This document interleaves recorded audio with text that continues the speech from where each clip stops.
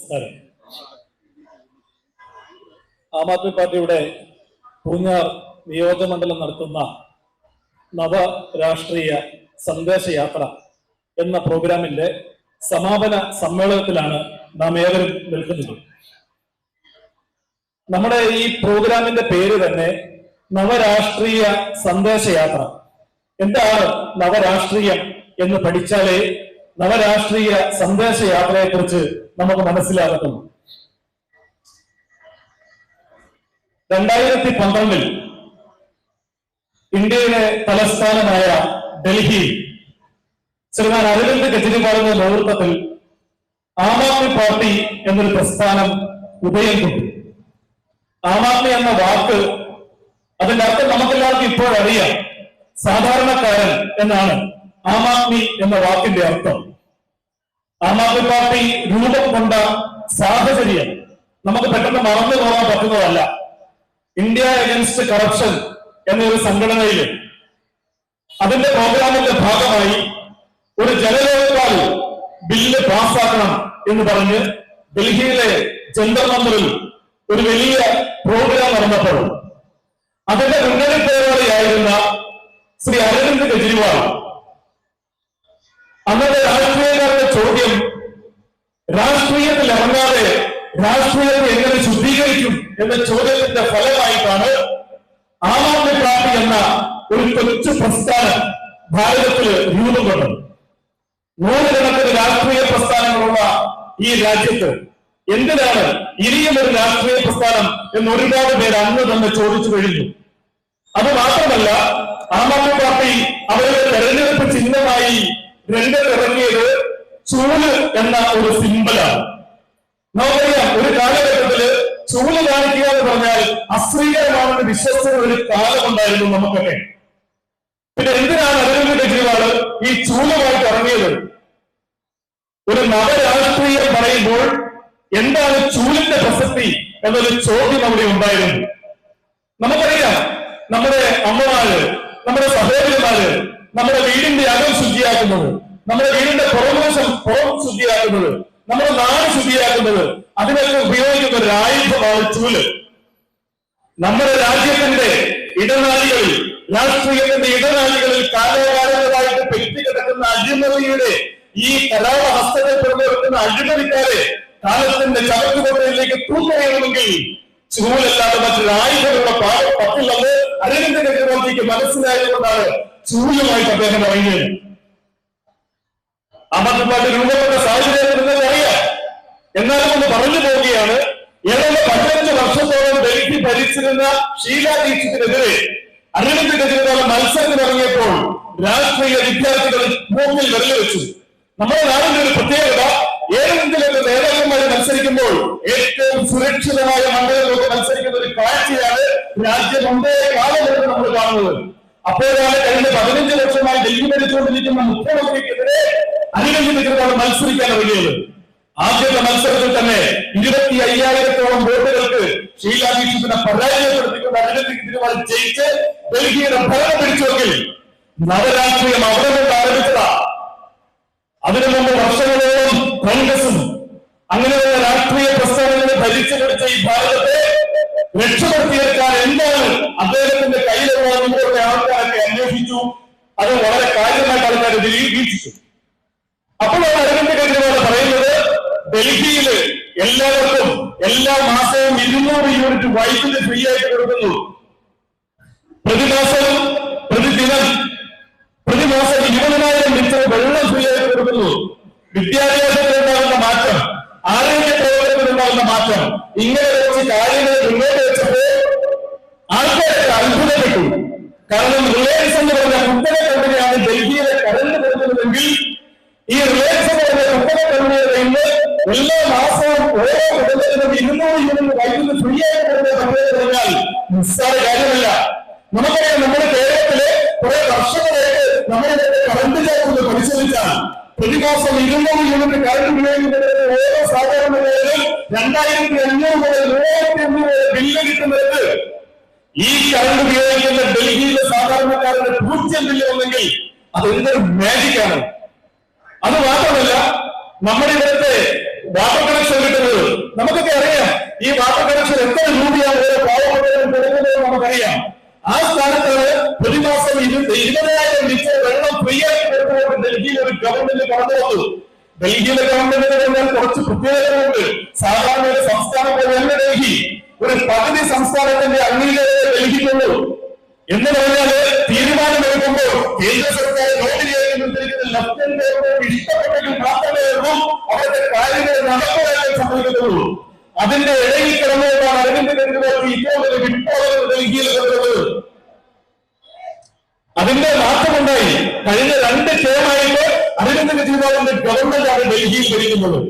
ഇനി അതൊക്കെ കഴിഞ്ഞപ്പോൾ പഞ്ചാബിലെ ഇലക്ഷൻ നടന്നപ്പോൾ കഴിഞ്ഞ പ്രാവശ്യത്തെ പഞ്ചാബ് ഇലക്ഷൻ 22 സീറ്റുകൾ നേരിട്ട് പ്രതിപക്ഷത്തെ കൊണ്ട് ആം ആദ്മി പാർട്ടി ഈ തവണത്തെ ഇലക്ഷനിൽ മൃഗീയ ഭൂരിപക്ഷം നേടി അധികാരത്തിൽ കടന്നു വന്നു. ഭഗവന്ത് മാണെന്ന് പറഞ്ഞ കരുത്തനായ ആം ആദ്മിക്കാരൻ ആദ്യം ചെയ്തത് ഓരോ കുടുംബത്തിലും 100 യൂണിറ്റ് വൈദ്യുതി സൗജന്യമായിട്ട് കൊടുക്കുക എന്നുള്ളതായിരുന്നു. നമുക്കറിയാം പഞ്ചാബിന്റെ പ്രത്യേകതകൾ നമുക്കറിയാം. 12 വർഷങ്ങൾ കഴിഞ്ഞു. ഈ 12 വർഷങ്ങൾ കൊണ്ട് സിംബോളിക്കായിട്ട് പറഞ്ഞാൽ മീനച്ചിലാറിലൂടെ ഒരുപാട് ജലം ഒഴുകിപ്പോയി. പക്ഷെ 12 വർഷം കൊണ്ട് കേരളത്തിലും ഭാരതത്തിലുമായ മാറ്റങ്ങൾ നിങ്ങൾ നിരീക്ഷിച്ചാൽ അഴിമതിയെ ജനകീയവൽക്കരിക്കുന്ന ഗവൺമെന്റുകൾ കേന്ദ്രത്തിലും കേരളത്തിലും ഒരുപോലെ ഭരിക്കുന്ന കാഴ്ചയാണ് ഈ 12ാമത്തെ വർഷം നമ്മൾ കണ്ടുകൊണ്ടിരിക്കുന്നത്.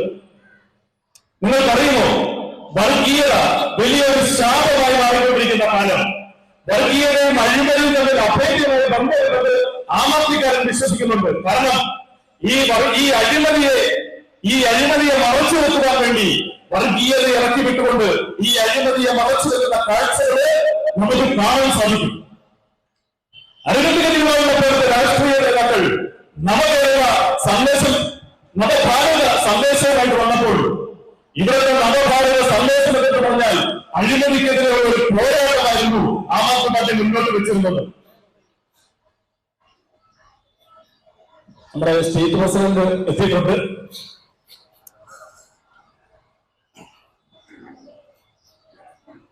ഇന്നത്തെ നമ്മുടെ നാടിന്റെ സാഹചര്യത്തില് എന്താണ് നമുക്കിവിടെ ഒരു നവരാഷ്ട്രീയം കാണിക്കുന്നത്? ഈ നവരാഷ്ട്രീയം ഒക്കെ പറയുന്നത് നമുക്ക് സമീപകാല പത്രങ്ങളിലെ വാർത്തകളിലൂടെ കണ്ണുവച്ചാൽ കേരളത്തിന്റെ സ്വത്തമാരുടെ കരിമണൽ നമ്മുടെ മലയാളികളുടെ മാന്യതയുടെ കാഴ്ച നമ്മൾ കാണുന്നില്ലേ?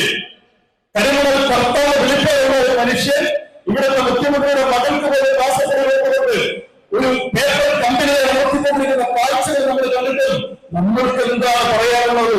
നമ്മൾക്കൊന്നും പറയാതെ കഞ്ചവച്ച നടത്തിവരുന്ന കാഴ്ച കേരളത്തിലെ സാധാരണക്കാരൻ കാണുന്നില്ലേ? എന്നിട്ടും ഇവരെല്ലാരും പറയുന്നത് ഇവരെല്ലാരും ഭരിക്കുന്നത് സാധാരണക്കാരന് വേണ്ടിയാണ്. സാധാരണക്കാരനെ പറഞ്ഞാൽ ഒന്നും ഓർമ്മിച്ചേക്കാം, ആം ആദ്മിയുടെ പറയുന്ന ആളാണ് സാധാരണക്കാരൻ. നമുക്കൊക്കെ നമ്മുടെ മലയാളികൾ ഏറ്റവും പ്രബുദ്ധൻ എന്ന് പറയും. ലോകത്തിലെ ഏക വാർത്തകളെ ആദ്യം കേരളത്തിൽ പറയാറുണ്ട്. കാരണം വർഷങ്ങൾക്ക് കാലത്തിലൂടെ ഇടതുപക്ഷ അധികാരത്തിൽ നിന്ന് ആദ്യമായി കേരളത്തിലാണ് പറയും. നമ്മൾ എപ്പോഴും പുകഴ്ത്തി പറയും, നമ്മുടെ പ്രബുദ്ധതയുടെ നവീകരണമാണ് പുകഴ്ത്തി പറയും. പക്ഷേ ഈ ആം ആദ്മി പാർട്ടിയുടെ ഏറ്റവും ഡൽഹിക്കാരാണ് ഏറ്റവും രാഷ്ട്രീയ പ്രബുദ്ധതയുള്ളതെന്ന് ഞങ്ങൾ പറയും. കാരണം ഈ കേരള സംസ്ഥാനം രൂപീകരിച്ചതിന് ശേഷം ഇവിടുത്തെ സാധാരണക്കാർക്ക് വേണ്ടി മാറി ഗവൺമെന്റുകൾ എന്താണ് ചെയ്തതെന്ന് നമ്മളോട് വായിച്ചു നോക്കണം. 2016 അന്ന് ഭരിച്ചു പോകുന്ന UDF ഗവൺമെന്റിന്റെ കാലം നമ്മൾ കാണുമ്പോൾ നമുക്ക് അന്ന് നമ്മുടെ കുട്ടികളെ ടിവിയിലെ വാർത്തകൾ പോലും കാണാൻ പറ്റാത്ത വളരെ വാർത്താ ചാനലുകൾ നമ്മൾ മറക്കാൻ പാടില്ല. നമ്മളിന്ന് കണ്ടു, കഴിഞ്ഞ ദിവസം സമരയാണെന്നൊക്കെ കേൾക്കുന്നുണ്ട്. ഇത് ആരുടെ ഇറങ്ങുകയാ? കഴിഞ്ഞ 7 വർഷമായിട്ട് അധികാരമില്ലാത്തതുകൊണ്ട് അവരുടെ അഴിമതികൾ നടത്താൻ പറ്റാത്തത് അവരുടെ വയലുകളുടെ അർത്ഥയാണെന്ന് സംശയിച്ചുകൊണ്ടിരിക്കുന്ന കാലഘട്ടത്തിലാണ് നമ്മള്. കാരണം ഈ ഇടതുപക്ഷ സർക്കാർ കഴിഞ്ഞ 7 വർഷമായിട്ട് കേരളം വിറ്റുപിടിക്കുന്ന രീതിയിലുള്ള ഒരുപാട് പ്രവർത്തനങ്ങൾ നടത്തിയിട്ടും അതിനെതിരെ ശക്തമായി പ്രതിഷേധിക്കുന്നതിന് സാധിക്കാത്ത പ്രതിപക്ഷം നമ്മൾ എങ്ങനെ രക്ഷപ്പെടുന്നതാണ് നമ്മൾ പറയുന്നത്. നമുക്ക് ആം ആദ്മി പാർട്ടിയെ പോലുള്ള പ്രസ്ഥാനങ്ങളാണ് നമുക്ക് വേണ്ടത്. കാരണം ആം ആദ്മി പാർട്ടി നിലനിന്ന് വന്നത് തന്നെ ജനലോത്പാദനം പറഞ്ഞ രാഷ്ട്രീയക്കാരുടെ അഴിമതിയെ കൃത്യമായിട്ട് മോണിറ്റൈസ് ചെയ്യുന്ന ഒരു പ്രസ്ഥാനമായിട്ടാണ് ആം ആദ്മി പാർട്ടി വന്നത്. അത് മാത്രമല്ല, നമുക്കറിയാം, നമുക്കിവിടെ ഭരിക്കുന്നവരുടെ നമുക്ക് ഇന്ന് ഒരു രാഷ്ട്രീയ നേതാവ് നമ്മുടെ മുന്നിൽ MLA MP മാറിയിട്ട് നാളെ ഒരു സമയത്ത് അടുത്ത പാർട്ടിയിലേക്ക് വരുന്ന കാഴ്ച നമ്മൾ കണ്ടുകൊണ്ടിരിക്കുന്ന കാലത്താണ് നമ്മൾ പഠിക്കുന്നത്. കാരണം ഇതെല്ലാം അഴിമതിയുമായിട്ട് ബന്ധപ്പെട്ടിരിക്കുക. നിങ്ങളെല്ലാം ചോദിച്ചേക്കാം, അരവിന്ദ് കെജ്രിവാളിന്റെ ഏറ്റവും വലിയ സുഹൃത്തായ മനീഷ് സിസോദിയ ഒരു കേസിൽപ്പെട്ട് അകത്ത് പോയത് ചോദിച്ചേക്കാം. അരവിന്ദ് കെജ്രിവാളിനെ ED സമൻസ് കൊടുത്ത് വീഴ്ത്തിക്കുന്നില്ലേ, അദ്ദേഹം പേടിച്ച് പോകാതിരിക്കല്ലേ എന്നൊക്കെ നിങ്ങൾ ചോദിച്ചേക്കാം. നിങ്ങളൊന്ന് മനസ്സിലാക്കണം, ഡൽഹിയിൽ ഒരു മദ്യനയം ഉണ്ടായിരുന്നു. ഇതിനു മുമ്പ് ഡൽഹി ഭരിച്ചിരുന്ന ആരെന്ന് നമുക്കറിയാം. കഴിഞ്ഞ 15 വർഷമായി കോൺഗ്രസിന്റെ പിതാവ് ഭരണത്തിന്റെ കീഴിൽ നിന്നാണ് ആം ആദ്മി പാർട്ടി ഡൽഹിയിലെ ഭരണം പിടിച്ചെടുത്തത്. അന്ന് അവിടെയുള്ള മാഫിയകളായിരുന്നു മദ്യനയം കൈകാര്യം ചെയ്തുകൊണ്ടിരുന്നത്. അവിടെയുള്ള മാഫിയകളായിരുന്നു മദ്യനയത്തിന്റെ ലാഭം കൈകൊണ്ടിരുന്നത്. അരവിന്ദ് കെജ്രിവാളിന്റെ ഗവൺമെന്റ് അതൊന്ന് സ്റ്റോപ്പ് ചെയ്തു. മദ്യം വിൽക്കുന്നതിനുള്ള ലാഭം മുഴുവൻ ഗവൺമെന്റിന് കിട്ടുന്ന രീതിയിലേക്ക് മാറ്റി. അത് നമ്മുടെ കേരളത്തിലെ ബിവറേജില് 100 രൂപയുടെ മദ്യം 300 രൂപയ്ക്ക് വിൽക്കുന്ന, അല്ലെങ്കിൽ 100 രൂപയുടെ മദ്യം 1000 രൂപയ്ക്ക് വിൽക്കുന്ന മാറ്റിക്കല്ല. യഥാർത്ഥ രീതിയിലുള്ള അഴിമതിയെ അവസാനിപ്പിച്ചുകൊണ്ടുള്ള മദ്യനയം മനീഷ് സിസോദിയയുടെ അരവിന്ദ് കെജ്രിവാളിന്റെ ഗവൺമെന്റിനെ അവതരിപ്പിച്ചു കഴിഞ്ഞപ്പോൾ ഈ മദ്യത്തിന്റെ ലാഭം ഉണ്ടാക്കിയിരിക്കുന്ന മാഫിയകൾക്ക് അവിടെ തന്നെ പിടിച്ചു നിൽക്കാൻ പറ്റാതായി. പിന്നെ ഒറ്റ ലാഭമുണ്ട്, ആം ആദ്മിക്കാർ അഴിമതിക്കാരാണ് വരുത്തി തീർക്കണം. അതിനുവേണ്ടി എത്ര കേസുകൾ എടുത്തു. ആം ആദ്മി പാർട്ടി അധികാരത്തിലുള്ള കാലയളവിൽ പലതരത്തിലുള്ള അഴിമതി കേസുകളിൽ ആം ആദ്മിയുടെ ചുമതല ചാർത്താൻ ശ്രമിച്ചിട്ടും അതൊന്നും ഒരിക്കലും വിജയിക്കാതെന്നൊരു കാരണം നമുക്കറിയാം. ഇന്നും EDയുടെ ഈ കേസിൽപ്പെട്ട മനീഷ് സിസോദിയെ ജയിലിൽ കിടന്നപ്പോൾ അവരുടെ കേസുകൾ സുപ്രീം കോടതിയിൽ, അവരുടെ ജാമ്യ കേസുകൾ സുപ്രീം കോടതിയിൽ വന്നപ്പോൾ സുപ്രീം കോടതി EDയോടും CBIയോടും അടക്കമുള്ളവരും ചോദിച്ചു, നിങ്ങളുടെ പറഞ്ഞു മനീഷ് സിസോദിയെ 1 രൂപയെങ്കിലും പ്രവർത്തിച്ചിട്ടുണ്ടെങ്കിൽ, മനീഷ് സിസോദിയെ 1 രൂപയെങ്കിലും അഴിമതി കൊണ്ട് ഉണ്ടാക്കിയിട്ടുണ്ടെങ്കിൽ അത് നിങ്ങൾ കണ്ടെടുത്തോ, അതിന്റെ എവിഡൻസ് കൊണ്ടുവന്ന് പറഞ്ഞിട്ട് സുപ്രീം കോടതിയുടെ മുന്നിൽ വട്ടം ചുറ്റുകയില്ലാതെ ഒരൊറ്റ മൗനം കൃത്യമായിട്ട് EDയെ പോലുള്ള പ്രസ്ഥാനങ്ങൾക്ക് സാധിച്ചില്ലെങ്കിൽ ഇവരൊക്കെ പേടിയാണ്. അതിനു മുമ്പ് മനീഷ് സിസോദിയെ പറഞ്ഞൊരു കാര്യമുണ്ട്. മനീഷ് സിസോദിയെ BJPയിലേക്ക് ക്ഷണിച്ചിരുന്നു ഇവരുടെ BJP നേതാക്കന്മാർ. ആം ആദ്മി പാർട്ടിയെ പിളർത്തി BJPയിലേക്ക് വരികയാണെങ്കിൽ ഡൽഹിയിലെ മുഖ്യമന്ത്രി വാഗ്ദാനം കൊടുത്തിരുന്നു. പക്ഷെ അവർക്കൊക്കെ തെറ്റിപ്പോയി. മനീഷ് സിസോദിയ എന്ന് പറഞ്ഞാൽ അരവിന്ദ് കെജ്രിവാളിന്റെ കളയിൽ നിന്നും രാഷ്ട്രീയം അഭ്യസിച്ചുള്ള മനീഷ് സിസോദിയ. അദ്ദേഹത്തിന്റെ അങ്ങനെയൊന്നും അഴിമതിക്കാരോട് പോകാൻ പറ്റില്ല.